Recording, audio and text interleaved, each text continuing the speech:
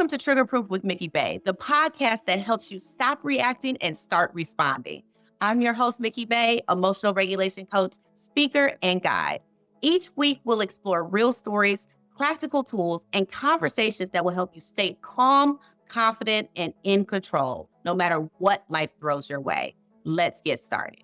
Welcome back to Trigger Proof. Of course, I'm Mikki Bey, and today I have a very special guest with me, Mr. Marcus C.J. Lewis. He is a life coach. He's a speaker, healer, and a friend of mine, definitely.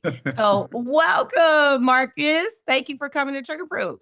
Thank you. It's such a pleasure to be here. I've been waiting for this moment. I am so excited to be here. I'm excited for you to be here. So go ahead and introduce yourself to the people and let them know who you are and what you do. Sure. So my name is Marcus C.J. Lewis, and I play in the spaces between corporate leadership, emotional regulation and identity, and my focus is on the well-being of men. Typically, we're identified as protecting, providing, and that's it.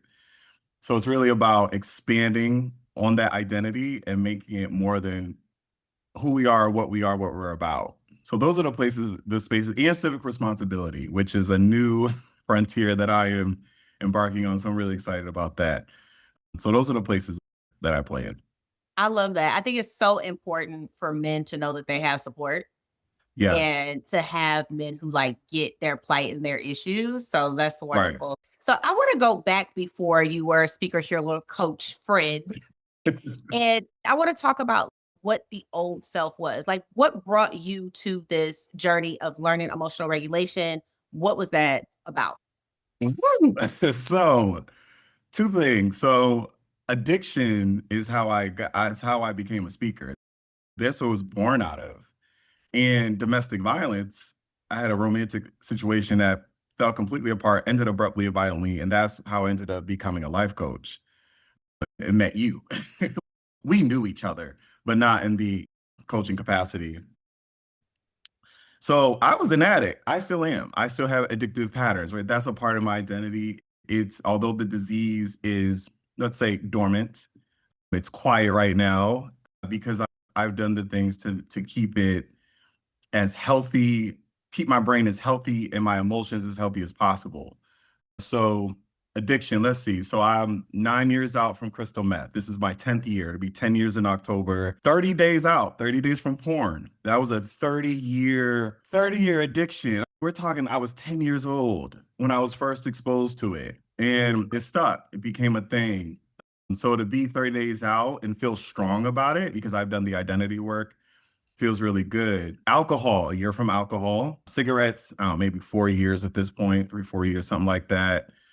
So I've shaken quite a few bit of substances. There weren't too many. Porn is an experience, so that was the experience that I was addicted to. But in terms of substances, those are all gone. I'm done. There is no going back. And when I think about meth, right, like it's surfaced in recent days. It has come up in front of me. I've been confronted with it. And it's just interesting. Like I have it programmed so deep in my brain that if I use ever again, that will be the last time I use. That is just what's in my core. So it doesn't even rattle me anymore. I don't get cravings. There's no, oh, I wish. There are moments like that, very few and far in between, and it's fleeting thoughts. It's more like, oh, it's just a thought, like, oh, and it goes right out. But that's part of the emotional regulation piece that comes with being sober. The awareness has got to be you've got to be aware of what's going on in your body if you want to navigate addiction, 100%. domestic violence. Yeah. Yeah.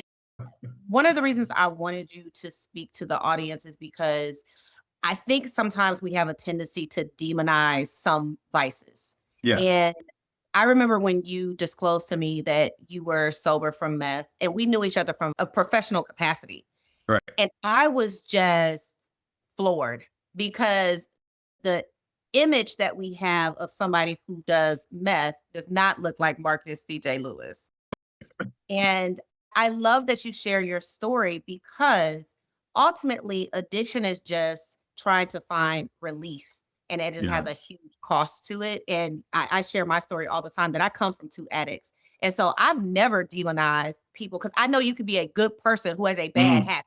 And Mhm. ultimately, all of us are that. Yes. where we have vices. Adults have vices because we have lost the ability to know that we can self-soothe healthily. So that's where coaches like you and I come in to help with emotional regulations. But what were some of the signs? Because you went all the way back to 10 years old with Mhm. some dysregulation, right? So what were some Yeah. of the early signs that you can remember? And obviously you didn't know it was dysregulation at that time, Right. but what were some of the early signs that you picked up on as you look back at your journey through addiction and through all of the things that you've tried to use to self-soothe? So it actually, I had a dysregulated parent. That's why I learned, and in my mind, my 4-year-old mind, that's as long, 4 years old, as early as I can remember. She was just always popping off. And I thought it was protection, which it was. That was really the only time I would see her use it, was when she was protecting herself or protecting me. So I thought it was normal. So I used to pop off. I used to go, like, my mouth was, I could cut you deep. I ain't got to put no hands on you. I could cut you deep with my mouth. And I started, so that was it. Like, that's just how she was. And she had mood swings. I also come from a family that has a history of mental illness, particularly depression, really. And I didn't have my first anxious episode until I quit meth. That was when anxiety started to show up, which was under the depression umbrella. But I was depressed for all through my teenage years, definitely in my preteen years, and I didn't know what was wrong. I was like, something's off. And I knew because my mood was just so low. It was just always so low energy, very nonchalant, very casual. And the way that I coped with that at that time was through academics. Like I poured everything into, I was like, he was like, you might call me, especially with being gay.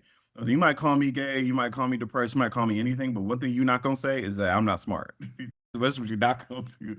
And then I became a high achiever, and here we are. So that's where it started. I had a parent that just modeled dysregulation, and I thought it was normal. I thought it was actually a good thing. So I had to unlearn that. How old were you when you first picked up a substance? First substance was 16. I was the first time that I had smoked weed for the first time. I was in a dance group, and that was actually where I got exposed to my first boyfriend. I got my first kiss. It was through this dance group, and they passed the blunt around. I took a few pulls. I didn't get it. And you know what else?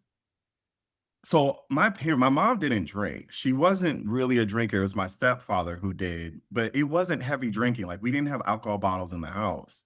And every time I saw people drinking in movies or in real life, I used to always think, why would you drink? That doesn't make any sense. I even had a disdain for it for a long time. Because I'm like, why would you ever put something in your body and take years off your life? When I was little, I was like, I want to live to 100. So that means no drugs, no alcohol. So when I ended up with crystal meth in my hand, how did I get? I was having at 27. That's when I first used meth. I was like, how did that happen? 4-year-old Marcus was new. Like, at 5, 6 years old, I was like, oh no, I'm living to 100. I'm not doing anything, baby. When I ended up in meth, I had a whole identity thing. I was like, how do we get here? So that's my next question because I didn't know that part. So how did we get here? Because at 27, you have a full frontal lobe. You Right. know, whack is whack. So how did you get to a point where you like, you know what? I'm gonna try crystal meth. So every drug that I was introduced to was through romance. It was through somebody I was dating, in a relationship with.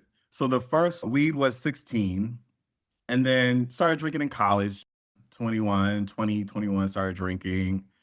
They used to call me Smokey in undergrad because all I did was smoke weed. I didn't really start drinking alcohol until I had a really bad experience the night before I went to college at 18. I was out with some friends. We got blasted out of our minds. It was my first time, but I blacked out. So I didn't drink for years. I was so traumatized from it. The smell of it will make me want to vomit. So I didn't drink again until senior year. Then I met a man who was maybe 8 years older than me. I was 23, he's in his early 30s, and he introduced me to cocaine. So back then, cocaine was still pretty good. Good as in the quality for what it was. Right. um, and we didn't do it often, and he was nervous about introducing me to it, but I was like, "No, I wanna try it." Calling myself a free spirit under the disguise of that lie. And I ended up trying it, but it wasn't really my thing. I didn't like how numbing it was. So I was like, okay. When we broke up, I didn't do anything for a while. Then I moved to Jersey. I was like, get out of Boston. Can't stand it here. It's cold. It's expensive. And it culturally just wasn't in alignment. I just didn't find anything fun to do. So I moved to Jersey. For my birthday, I met a man who we ended up dating for about 6 months. No, maybe, yeah, about 6, 7 months. But that 6, 7 months felt like years because we met. I told him what I wanted for my birthday. I was like, I want to have lots of sex and do lots of drugs at 27. He was older. He was about 20 years older than me, mid 40s. Actually, he was in his mid 50s and I was 27. And I like daddies, obviously, at the time. I had daddy issues, but I resolved that. So he took out, so we're doing regulars. We're smoking cigarettes, drinking, using cocaine. And then he took out a meth pipe. Now, I hadn't smoked anything out of a pipe. Like, I was like, what is that? And he's like, it's called Tina. And I was like, Tina? I've never heard of this. Didn't know what it was. And I was like, what is it? That's the street name. What's the drug name? He's like, he doesn't know. So I tried a little puff because I didn't know what it was. So I took a little pull and I was like, okay, I feel a little tingle, but I didn't get the high. And I always called myself like an educated addict where I would always research the drug, know what it's like to come off of it, and take any precautions. So, for example, like meth, if I watched a whole documentary on meth before I used it. And I had realized when I saw the person in the movie, she put 3 or 4 crystals in there. I was using like a teeny tiny bit because I was scared, but I didn't know what it was. Oh, and that was so when I Googled Tina and meth came up, that's when I was like, oh my God, I just tried meth. So I watched the documentary. The girl put in 3 or 4 times the amount I did. So I was like, maybe I wasn't using enough. Put in the same amount I saw on that screen. One hit, done, locked in, addict, full blown addict for 3 years. So that's Wow. how I got there. Educated and Wow. The experimenting. things I learn on my podcast. Goodness gracious. Yeah, Okay. So prior to that, you were using recreationally. yeah, Is that fair? yeah. But once you tried meth the proper way, you were in full blown addiction for 3 years. Addicted. We're talking not paying my rent. I was a high. So this is how the talk, speaking came about because this is the face of addiction. It's not the stereotypical face that you think in the Dare commercials. It was back in the day. This is your Too. brain on a fried egg or whatever it was. And he Right. smashes the egg. That's not everybody. And I've come to realize that in the profession, in like law, veterinarians, doctors, they're all using, not all of them, excuse me, but in those professions, they are using too to cope with their day-to-day stresses. They're held in high regard. So you got the pressure of that, not knowing just be normal, a regular human being. And I entered sales, and that's when I realized I was like, oh, wait a minute. There isn't even an awareness about this topic in particular. So to bring it back to you, sorry, what was your question again? Just about being in full blown addiction for 3 years Yeah, versus being a recreational user. So prior to that, did you identify as being an addict versus when you got into the full blown 3 years? Because you were recreationally using and then yeah. you went to the deep end of the pool. Did you So cocaine, identify as an addict before? I did not. So cocaine, Molly, all those things I was able to just stop. Like I would use them to go to the club. So that was like once a week. And then if I didn't want to, I just didn't. And then when I got to meth, it was like, oh, I'm having cravings. I really wanted to use this. And being in a relationship definitely doesn't help. If you want to stop, the other person doesn't stop. Now you're just tempted. We lived together too for a few months before I moved to Philly. So I didn't identify as that until I wanted to quit meth and I went to NA, my first NA meeting. And that was really when I was like, I had the identity of an addict. Like before that, it was in my mind, because I showered, because I went to work, because I was high functioning and I still did my job and I showed up at family events and I worked out. In my mind, I was like, I'm not an addict. I'm just somebody that uses drugs every now and then, and it is what it because it didn't fit the stereotype that comes with addiction. So in my head, I was like, I'm not an addict. I'm just somebody that uses, and I might struggle a little bit, but it's okay. No, I wasn't that. That was the lie. That was the lie. And that is why the talk is here. Like that, I was like, this needs to be talked about. It really does. And like I said, if we take out the stigma of it and really just look at it as someone who's trying to cope Yes. with a lot of pain. I had Yes. my mother was an alcoholic. My father did heroin for like 30, 40 years. And these are people Mhm. who, because I know what their lives were, they had a lot of trauma. Yeah. And I know I would not have been able to just be sober with those types of upbringings, the type of upbringings that they had. So I can really definitely empathize and understand. So, did you have a bottom moment? Did you have a Oh moment where yeah. you were just like, okay, what was your rock bottom? Mine was emotional. And I love to share this story because people think it's financial. You lose your family, you got to lose everything. No, mine was rock bottom spiritual, which through our coaching set, which I've called the void. That's how I've identified it. So I will never forget this day. I had just, it's interesting how my addiction is so parallel or paired to romance. Because anytime I enter something romantic, a drug is introduced. Or when I exit something romantic, there's a lot of pain, such as, so with this ex in particular, cheated, I caught him cheating. Now, throughout that year that we were together, I was using, but secretly. He didn't use, he was a regular, just smoked weed, drank, that was it. But my addiction triggered him because his parents were addicts and they both died of cocaine, crack cocaine. And then because of him, I ended up I went to outpatient, and that's where I really started my journey with recovery.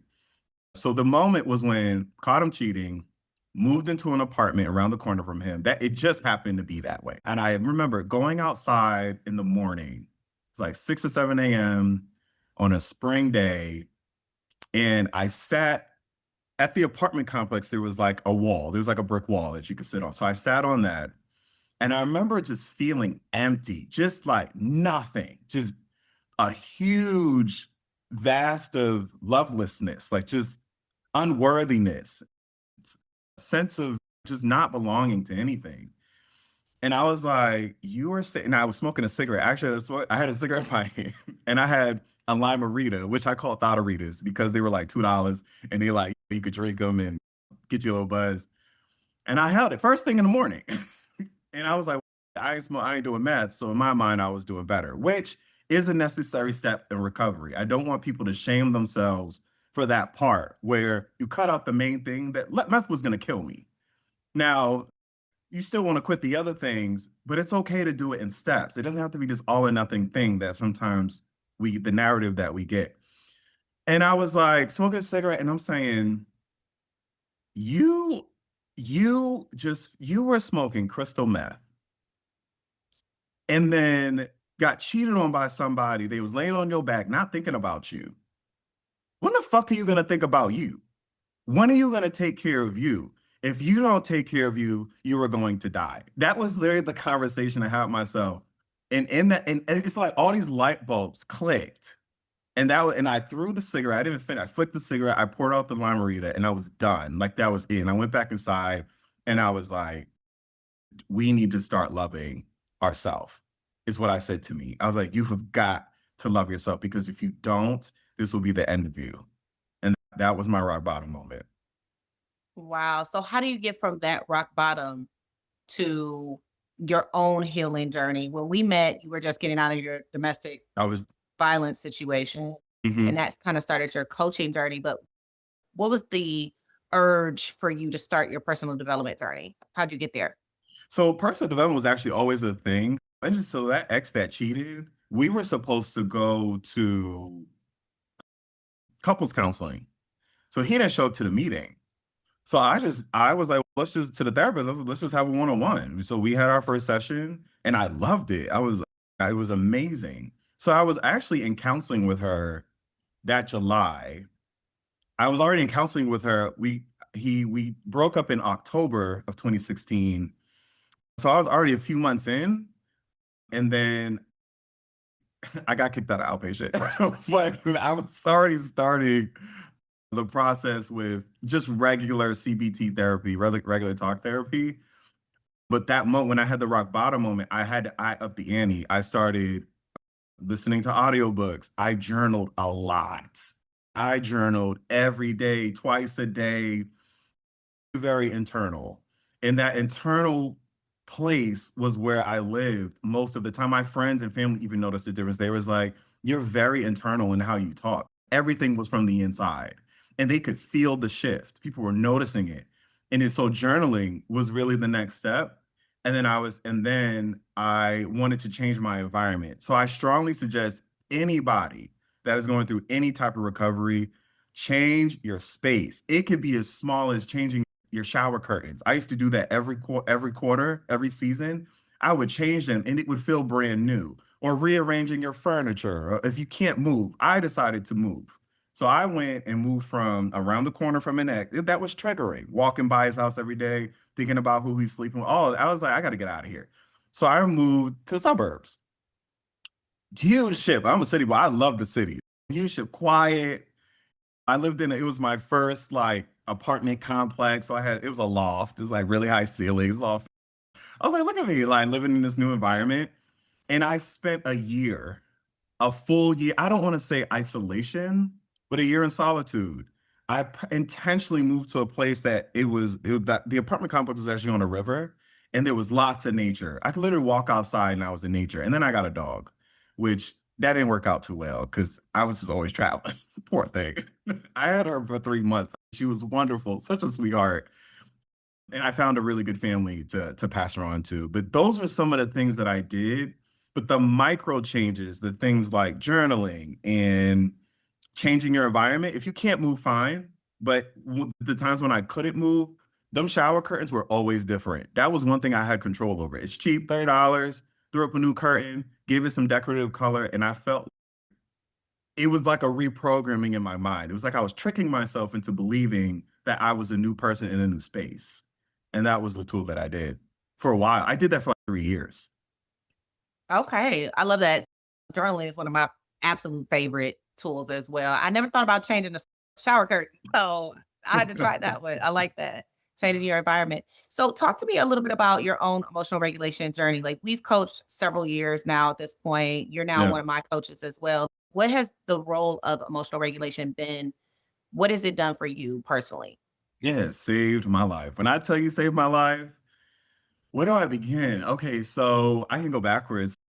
30 days out from porn, a 30-year habit, 30-year addiction pattern, broken. How did I do that?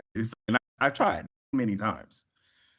Identity was the big thing with this one in particular. I downloaded the pro. I just imagined me being the version that does not watch porn with high moments and low moments. I was like, I gotta really think about what this person is thinking, feeling, and doing.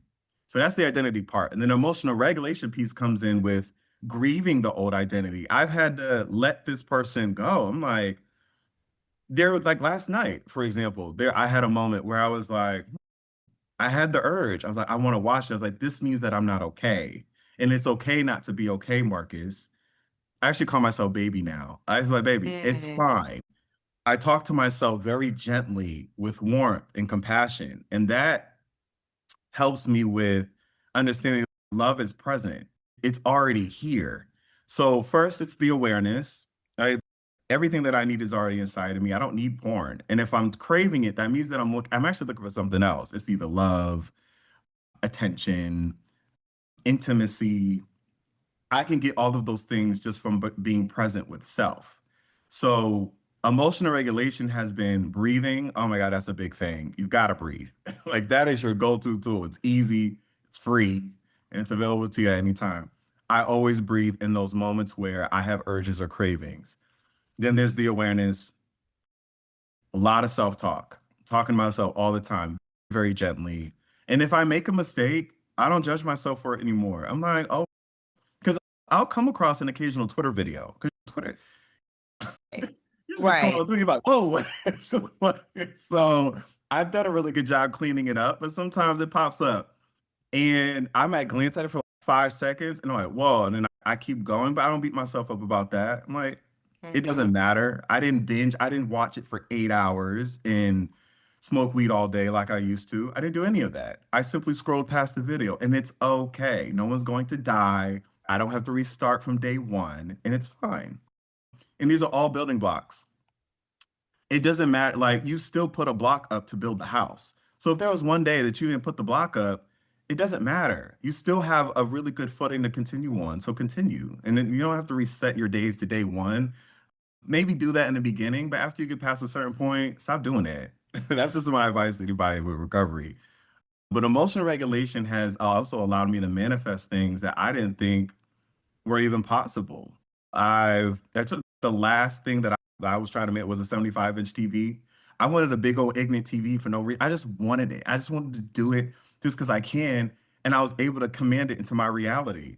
And you have to be regulated if you want to pull anything into your reality.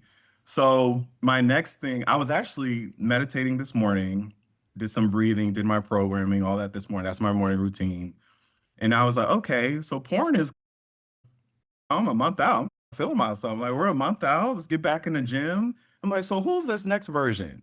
What does this next version look like? So when you're also going through the disorientation with the new identity, you got to regulate then too. Regulation is an ongoing moment to moment experience. This is not a, I could pick it up, put it down, let me pause it. You may have days like that.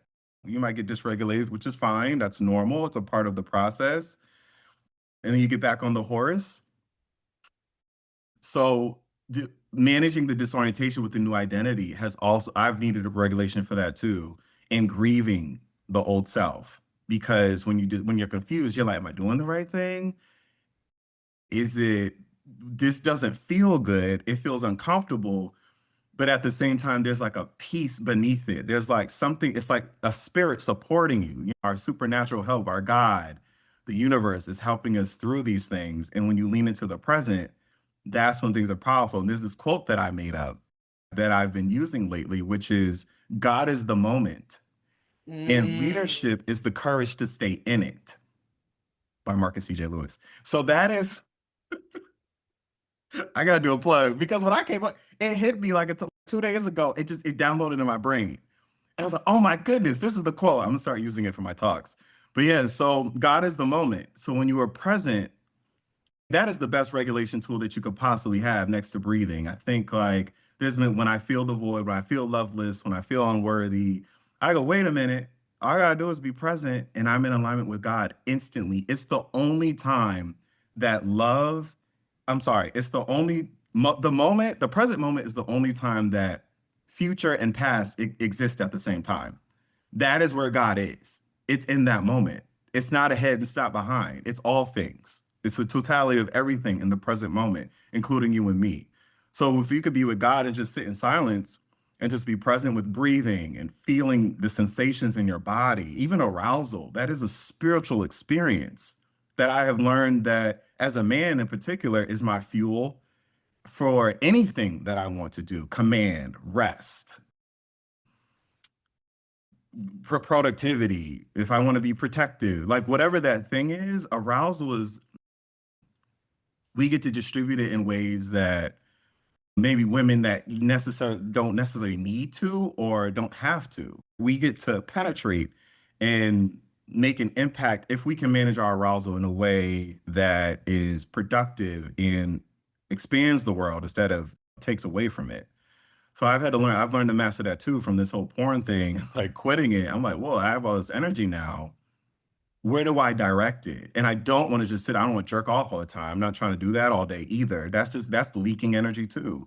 So how do I master this? And I've gotten to be very comfortable with it and not receive arousal as a command. It is not urgency. It doesn't mean there's anything to do. If anything, it's a gift and it's a gift to be cherished. It is a gift to be valued and appreciated because you can use it. Literally, it's a life force. You can use it to create life with this energy. Why would you ever squander it and disperse it in a way that is harmful to others? You said the right word. Emotions are all energy. And I try to make sure that people understand that just looking at all the emotions as just on a scale of how strong or weak the energy is, and you want to be able to transmute that for your good. And it sounds like that's what you're doing. So that's amazing. You also brought up a quote. And I was going to ask you about another quote that is a Marcus C.J. Lewis quote, which is change is violence. Yes. And I want you to talk us through that a little bit, because I think sometimes when people are getting on this personal development journey, they think it's going to be all love and light and it's like fun and airy fairy and very woo. And it is. It has those components. But we chuckle about it because we know that we're the brave ones. We're the ones who are willing to confront ourselves. Nothing scarier than that. So talk to me about that quote, that change is violent. Change is violence. Okay, listen. So I want people to understand the magnitude of change. Like you said, it is the reality is, yes, there's components and that it's fun to be on the other side, but it is still very uncomfortable to face yourself. It's real easy for us to place blame on others. Real easy for us to just go, oh no, it's your fault that I am the way. It's your fault that I feel this way. You did this to me. Well, when you do that, you're not like you can't take responsibility for what's inside of you and actually do something about it if you're dispersing your blame and shame and feelings and emotions on everybody else around you. It will never work. So change is violent was really just to illustrate that there's parts of you you're not gonna, and you're like, there's parts of you that you're like, I could pick and choose what I want to keep and what I don't want to keep. Do these dark parts serve me, or do these dark parts cause more destruction than good? Like anger, for example. I love talking about that emotion because I used to pop off a lot. If my heart started racing and you said something that I took as disrespectful, I would go off, and I was willing to burn the bridge. I at least always made the decision before I went off. It's in order to make that change, I had to in a way, I relived those experiences where I was like, I don't want to be the man that pops off anymore. I don't like that about me. It's ugly. It was very uncomfortable for me to accept the truth. Those were the things that I used to do. And I had to separate that from shame. I'm like, that doesn't make me a bad person. The behavior isn't good. That's bad. But me as a person, all parts of me are good, including the bad, the ugly, everything. So change is violent was just to say, hey, when you're doing this, you are going to cry. You are going to hate yourself, even like hate meaning strong dislike for self. You are going to have nights where you just can't sleep and it's very uncomfortable. You're irritated, impulsive, and this is coming from an addict, right? So feeling all these emotions, which normally would activate me to go hit a pipe or watch porn or pick up a substance. How do you go from like that was violent to me. I'm like, you mean to tell me I can't go across the street to the bar in order to help soothe some of these feelings that I'm feeling? You mean to tell me I can't, if I want to feel love, intimacy, and connection, I either go inside or I could go to a person instead of going to a video that I could just pull up quick and easy? That's very uncomfortable. And the last time I really confronted myself with this, with porn, I chose to cry instead of watching porn. That to me was violent. I'm like, there's nothing more violent than telling yourself no. It's like, no more. I was like, I remember thinking, I was like, I could watch porn right now because I'm in a low moment. I got in comparison mode. I went to a party, got in comparison mode, watching everybody interact with others who were animated with others were flat with me. So I got in my feelings. And when I got back home, I was like, I laid on the couch and I was like, I want to watch porn. And I was like, you not, you gonna feel it and you gonna let it out. It's just energy. There's nothing to be afraid of. You're not going to die. So I was like, I cried on the boo-hoo ugly sob cried. I think I reached out to you too at that time, shortly after I dried my tears. And it was, oh my God, the moment. So now I was on the woo side. So I got past the violence, which was feeling the emotion and crying and not liking it and looking crazy and puffy eyed for a little bit. And then I was like, okay, now that we're here, you made it, Pat. That was a micro change. I interrupted the pattern. And now I can celebrate the fact that I am the man that I am being. I'm embodying who he is, who I thought he was all these years of my life. So violent is meaning just saying, hey, like telling yourself no, but I don't like, don't tell me no. That's another thing. Me and leadership, essentially, I'm a leadership speaker, but I got a thing with leadership, but don't tell me no. And I definitely don't like telling myself no. And when you tell yourself, no, you can't play. No, you can't go outside. No, you can't go do that. You need to go do this. And the discomfort that comes with that, it feels like violence. And It by does. taking that, It definitely does. yeah, you understand the magnitude of what this change is really about, but it's so worth it. Which, because It, either way, it's uncomfortable. You could stay how you are and be uncomfortable, or you could change and feel better while being uncomfortable. I'd rather I get change and that. feel better through the discomfort than be uncomfortable and not like myself and not all the things that come with disliking your identity, who you are, what you're about, thoughts that tear you down. I'd rather choose the discomfort that comes with, hey, at least I'm aware. I feel good inside. It's uncomfortable, but I'd rather that. Yeah, it's the pain of staying the same or the pain to Hmm. change. Either Hmm. one, right? Yep. So bring us full circle. I love your story because I think that your willingness to be so raw, open, and honest when the book and the cover do not match, right? Where Right. you could be very buttoned up, prim and proper. You have a very corporate life in real Yes. life, right?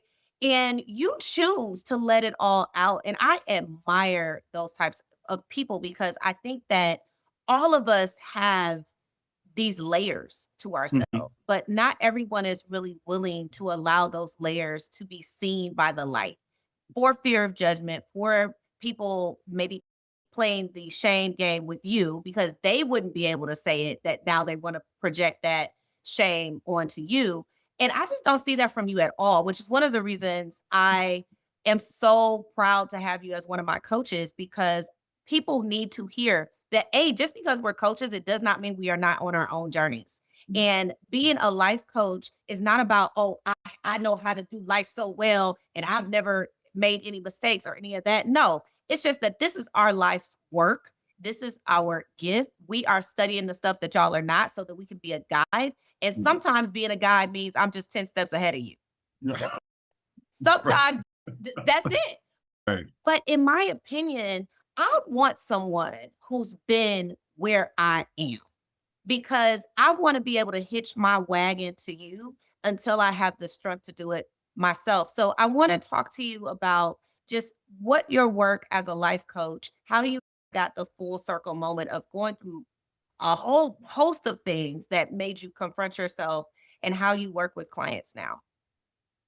Sure. So let me share some of the life coaching journey, how that came about. So speaking is natural to me. I just like to be on stage.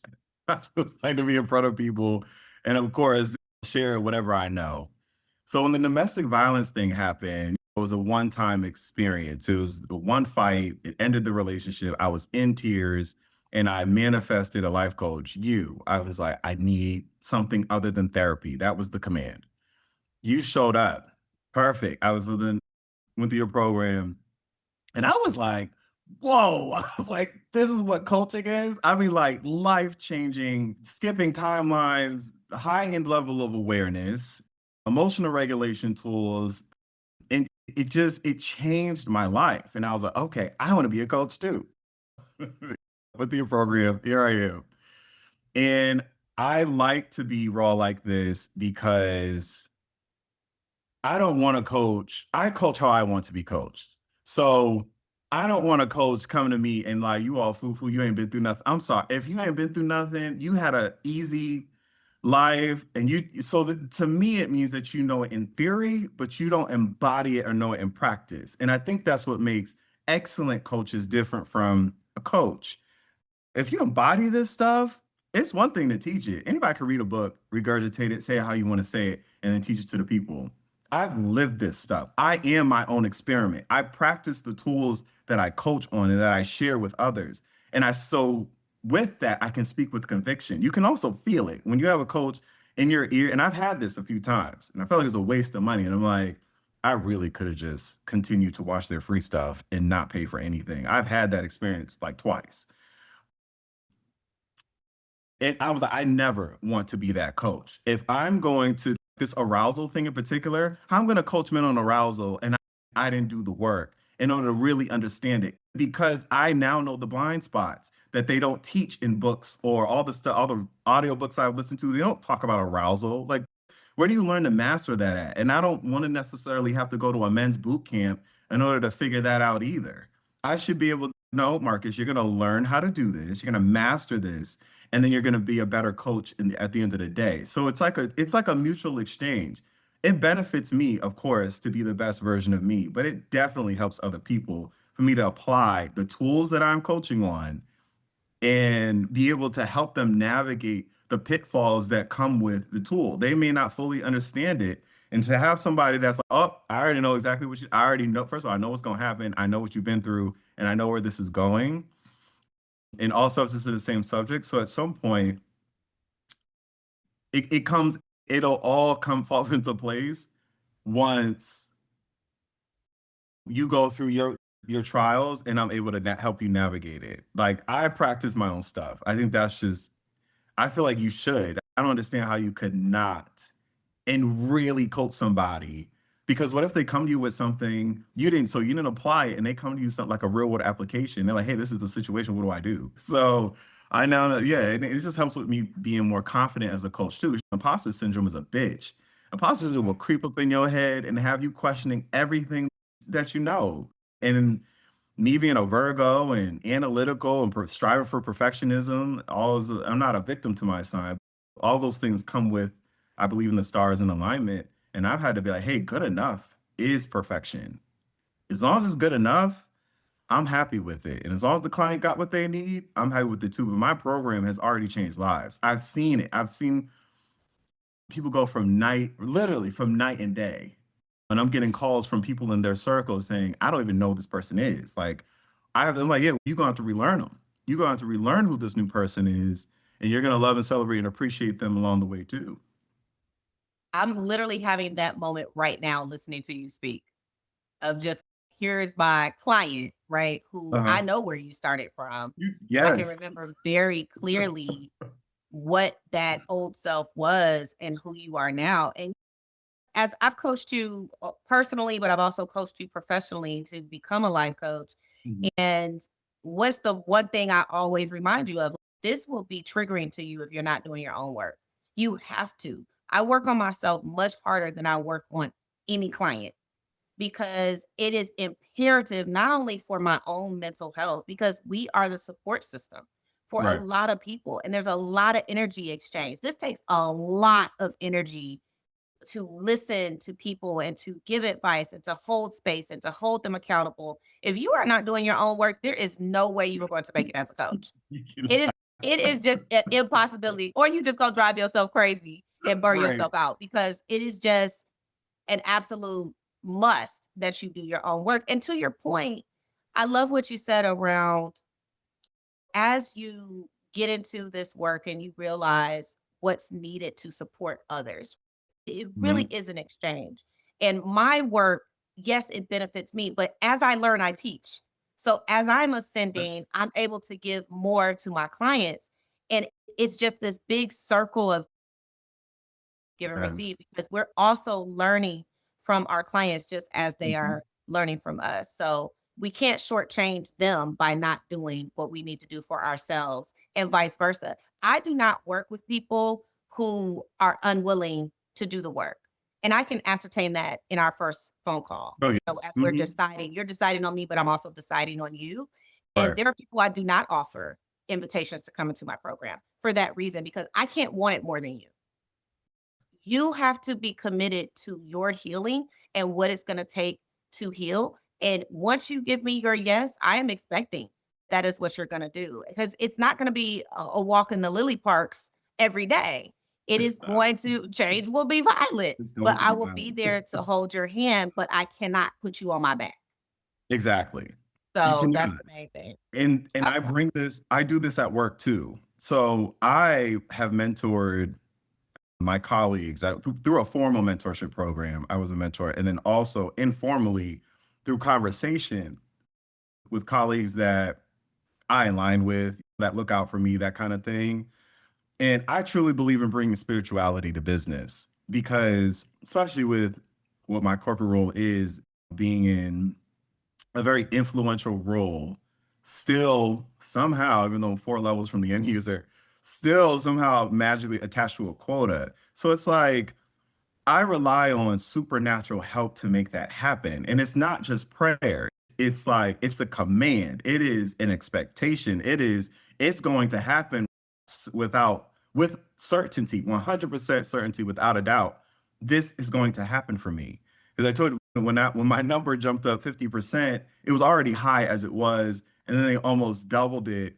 And then I blew it out the water. I had 218% of my number because I literally told God, I said, I'm not doing it. And I said it one time and I didn't look back. I was like, God, you got this, make it happen.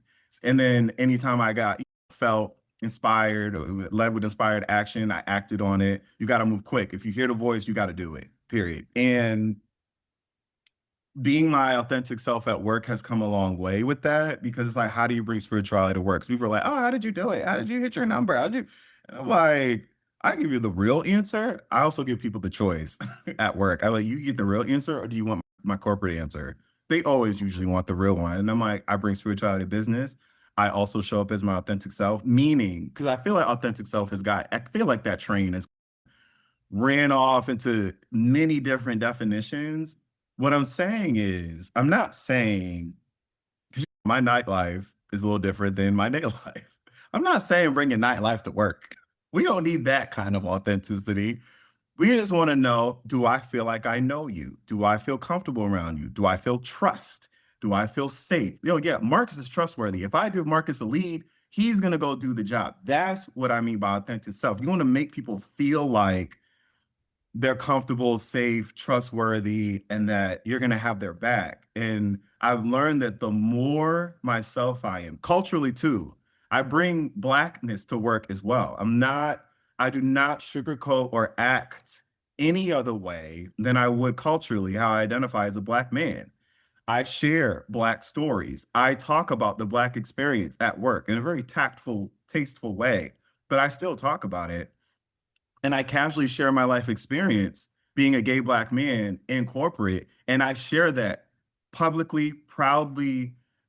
Sometimes there's hesitation because there's always like a safety thing in the back of my head, but because God is the moment, it don't matter what I say. It don't need nothing that anybody can do. People are like, oh, don't share your goals. Oh, don't tell keep it. Listen, if the thing is for you, ain't nobody outweigh your belief than you. Okay, that is your belief. Same with if you're being a client and signing up for coaching. I'm like, your belief really, it should outweigh mine. I'm gonna help you get there when I see that there's some glimmer in there. But this is you. It's 1% coach, 99% the client. Like, you are doing the work. I'm just the light. I bring that to work too. And I have found that it's transformed my relationships at work. It has made networking a lot easier. And it also, because I know I am God, and I have God in my corner, being present and emotionally regulated at work has made a huge difference in being able to hit my sales numbers. You know how you look at the number, you're all stressed and anxious. It's not coming to you if you're stressed and anxious. You got to relax and be like, okay, those numbers look crazy. We're at But it's Q4. happening I am anyway. nowhere near it. But God, I'm like, it's gonna happen. Okay. I didn't blink an eye that year. I was like, it's going to happen. And it's not gonna be on my doing. It's not my doing. It is God's doing. And how dare I get in the way of that? Who am I to step in the way and get in the way of God's business? The how ain't none of my business. It's the what. All I gotta do is the what. God, what you want me to do? What I need? Okay, boom, do that. Boom. Okay, done. Send that email. Okay, done. That how it comes together ain't got nothing to do with me. And that's the beautiful part, because I can actually rest my mind. You know how good it feels to rest knowing, hey, I don't know how it's gonna happen, but it ain't got nothing to do with me. I just know it is. Facts, facts. Marcus, thank you so much for being here and sharing your story. It's an incredible story, and your clients and all of the people that you speak to on stages across the international world. They are so privileged, and we're privileged to have your wisdom here with us today. So go ahead and tell the people how to get in touch with you if they're looking for you. Yeah. So Marcus CJ Lewis everywhere. So MarcusCJLewis.com, Marcus CJ Lewis on Instagram, Marcus CJ Lewis on LinkedIn, Marcus CJ Lewis on Facebook. That's where you find me. I'm on all of those platforms. I'm active on all of them. Not quite on TikTok, but Marcus CJ Lewis on TikTok. So that's where you can find me. And all of the links are on all of those pages. So I'm pretty easy to find. Just Marcus CJ Lewis. You could Google me too, and I'll come up. Wonderful. Wonderful. Thank you so much, Marcus. We'll have to have you back sometime Yes, soon. thank you for having me. It's such an honor. You're welcome. We'll see you next time on Trigger Proof.